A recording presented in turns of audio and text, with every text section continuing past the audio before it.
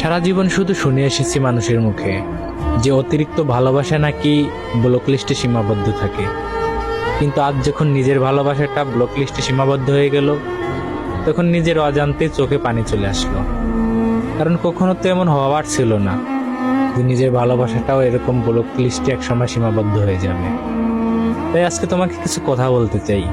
হয়তো তোমার ব্লক লিস্টে আছি, হয়তো আমার এই ভয়েসটা, আমার এই ভিডিওটা কোনো মাধ্যমে তোমার কাছে পৌঁছে যাবে। অন্তত মান অভিমান ভুলে গিয়ে একটু কষ্ট করে আমার কথাগুলো শুনে নিও। কি এমন ক্ষতি করেছিলাম আমি তোমার, যে এভাবে তিলে তিলে আমার জীবনটা শেষ করে দিলে? আমি তো কখনো তোমাকে বাধ্য করিনি যে আমাকে তোমার ভালোবাসতেই হবে। তুমি আমাকে ভালো না বাসলেও পারতে, আমার জীবনটা এভাবে না শেষ করলেও পারতে। যে মনে ভালোবাসা ছিল না সেই মনে ভালোবাসা জন্ম দিলে, হাজারো স্বপ্ন দেখালে, আবার সেই স্বপ্নগুলোই তুমি ভেঙে দিয়ে বেটার অপশন খুঁজে নিয়ে চলে গেলে। খুব প্রয়োজন ছিল, তাই না?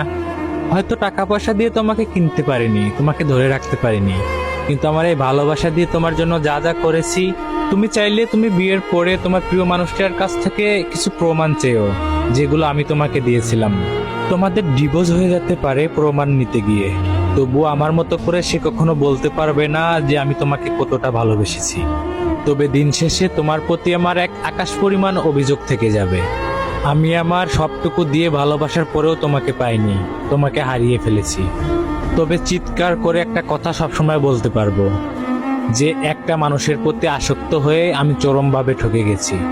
তবে আমার এই ভালোবাসা থেকে আমি একটা শিক্ষা পেয়েছি, যারা এক পুরুষে বা এক নারীতে আসক্ত থাকে, দিন শেষে তারাই ঠকে যায়। আর জিতে যায় যারা বেটার অপশন খুঁজে চলে যায়, তারাই দিন শেষে জিতে যায়। তবে তারা ভালো থাকতে পারে না, আর তুমিও কখনো ভালো থাকবে না।